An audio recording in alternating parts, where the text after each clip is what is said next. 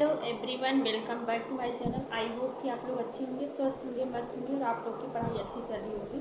तो आज मैं जो है दिल्ली पुलिस का जो 13 अप्रैल का मॉक टेस्ट था, तो कल मैंने रात में इसका मॉक टेस्ट लगाया था। तो उसका एनालिसिस करवाने वाले हैं कि कौन सा सब्जेक्ट हार्ड था और मतलब पैटर्न कैसा था। मतलब जो 13 अप्रैल का मॉक टेस्ट का वो था, मतलब पैटर्न किस तरह की, मतलब किस तरीक़ा का लेवल था, हार्ड था या ईजी लेवल था।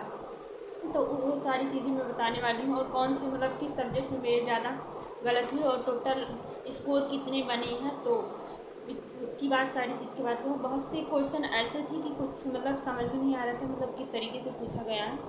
तो वो सारी दिक्कतें थी, तो उसी के बारे में बात करने वाले हैं। तो 13 अप्रैल का मॉक टेस्ट जिन्होंने अभी तक नहीं लगाया है वो प्लीज़ जाके लगा लीजिए, क्योंकि मॉक टेस्ट से ही पता चलता है कि हमारी तैयारी कैसे चल रही है, मतलब सही चल रही है कि नहीं, मतलब हमें किस सब्जेक्ट पे मतलब फोकस करना है और कौन सा सब्जेक्ट हमारा वीक है। तो मॉक टेस्ट से ही पता चलता है। और आप लोग को पता भी होगा कि संडे को, हर संडे को जो है RW पर मॉक टेस्ट फ्री रहता है। तो जो 13 अप्रैल का मॉक टेस्ट था संडे वाला, वो मैंने कल शाम को लगाया था। तो उसका एनालिसिस आज बताने वाली हूँ।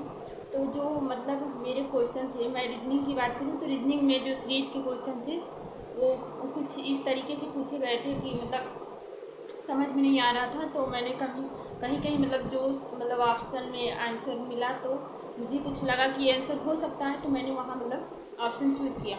और कहीं कहीं क्वेश्चन मैंने कहा छोड़ भी दिया, क्योंकि जब मतलब आंसर मैच ही नहीं कर रहा, मतलब सॉल्व ही नहीं हो रहा है कि किस तरीके से ये क्वेश्चन लगेगा इसमें, मतलब क्या वो लगाना है किस तरीके से। तो इसी वजह से मैंने मतलब कुछ क्वेश्चन छोड़ भी दिए हैं।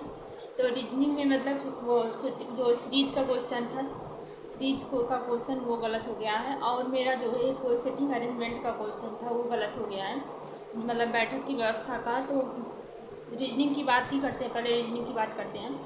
और जो ये आज रीजनिंग में जो क्वेश्चन थे, रीजनिंग में जो बैठने वाली थी, क्वेश्चन नंबर 4 था, मतलब ये भी गलत हो गया था मेरा। इसमें जो है पूछा हुआ था PQRSTUVWX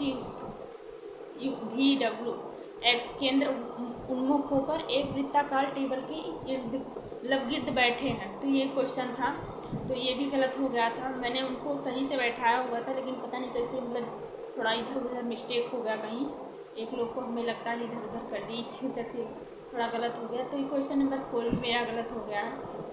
उसके बाद रीजनिंग में एक पूछा था जल प्रतिबिंब, तो ये वाला क्वेश्चन भी गलत हो गया मुझसे। मैंने मतलब इसको बहुत कोशिश करके लगाया था कि मतलब सही हो। इसको 1-1.5 मिनट मैंने टाइम भी दिया था कि मतलब कुछ समझ में मतलब इस तरीके से, लेकिन तब भी गलत हो गया मेरा ये क्वेश्चन। तो ये प्रतिबिंब वाला क्वेश्चन मेरा गलत हो गया है।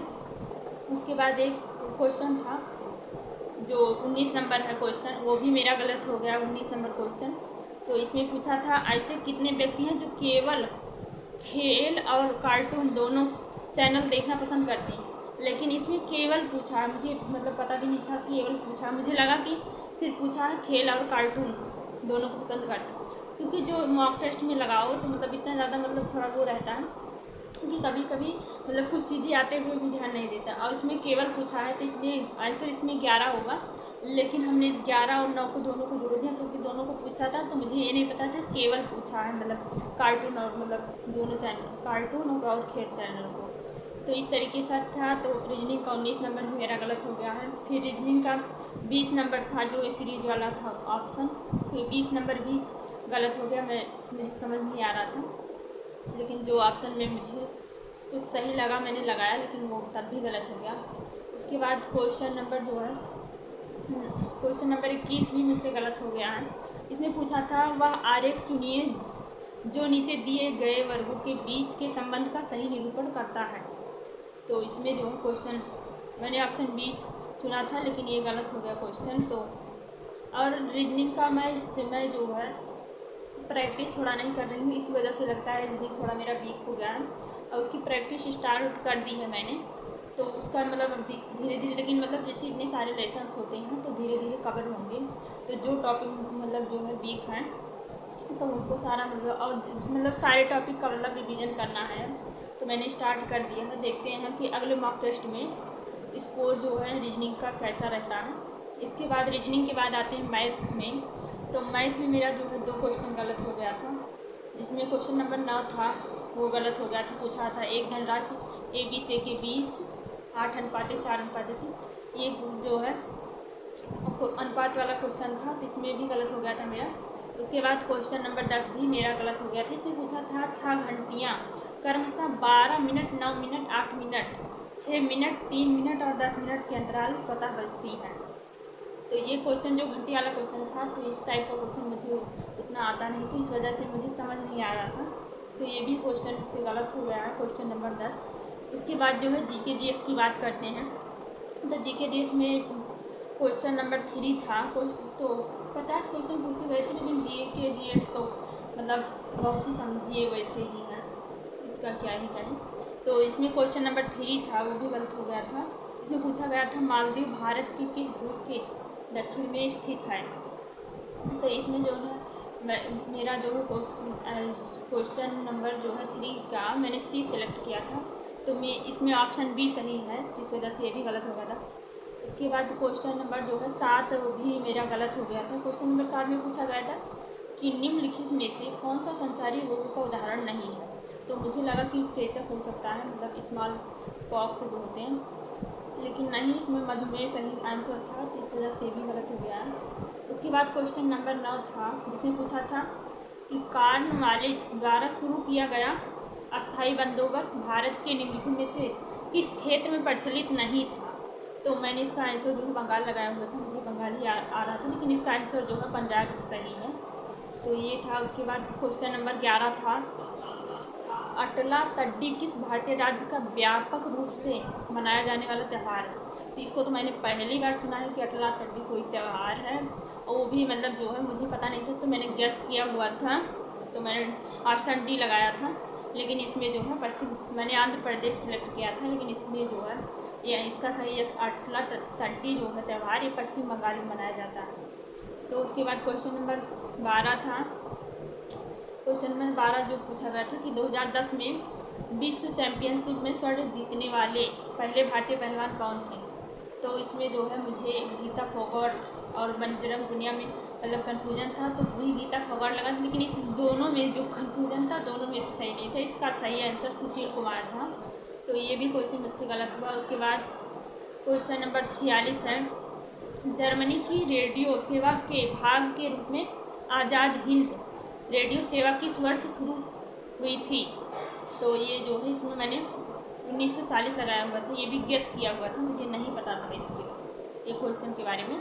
तो जो है इसमें ऑप्शन नंबर ए सही है, 1942 में जो है आज़ाद हिंद रेडियो सेवा की शुरुआत हुई थी।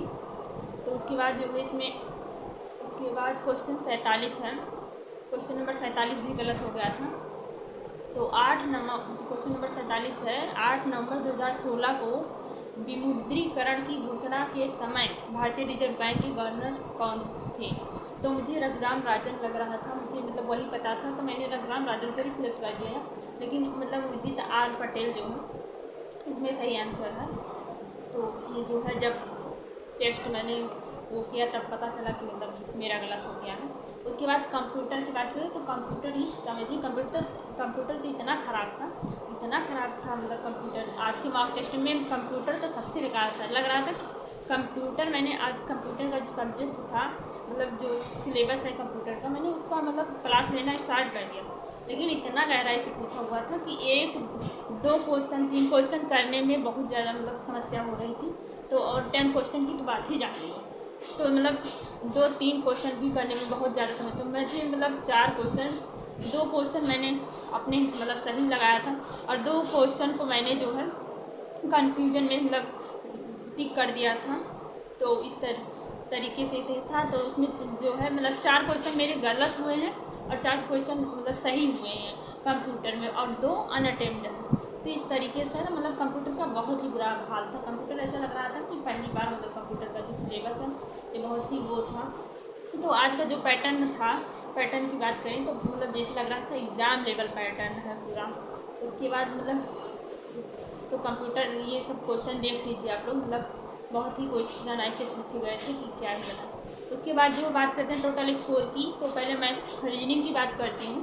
तो रीजनिंग में मेरे 16 सही हैं और 7 जो है गलत हो गए हैं, 2 अनअटेम्प्ड हैं। उसके बाद मैथ की बात करते हैं। मैथ में मेरे 13 सही हैं और 2 गलत हो गए हैं, तो मैथ में इस तरीके से था।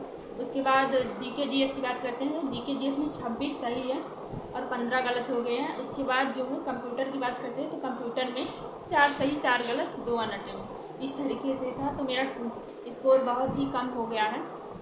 तो जो स्कोर था 13 अप्रैल के मॉक टेस्ट में, वो जो है 52 नंबर मिले हैं। 100 में से 52 नंबर मिला है। और रैंक की बात करें तो 26,000 में से मैं 6,000 पे हूँ। तो देखो मैं कितना कम स्कोर आया हुआ है। और मतलब लग रहा था कि ये लेवल जो है एग्ज़ाम का लेवल हो, मतलब ऐसा पैटर्न लग रहा था। सबसे ज़्यादा तो कंप्यूटर में समस्या आ रही थी। उसके बाद जो है रीजनिंग में भी समस्या हुई और जीके जीएस में हमेशा समस्या रहती है। तो रीजनिंग में बहुत सारे क्वेश्चन थे जो गलत हो गए, नहीं तो नंबर थोड़ा और इंक्रीज हो जाते। और आप लोग का भी जो है 13 अप्रैल के मॉक टेस्ट में क्या नंबर है, तो आप लोग कमेंट कीजिएगा। आप लोग ज़रूर अपना मतलब जो नंबर आया हुआ है 13 अप्रैल के मॉक टेस्ट में, अगर आपने लगाया है तो, अगर नहीं लगाया है तो जाके आप लोग भी लगा लीजिए। मॉक टेस्ट लगाना बहुत ज़रूरी है।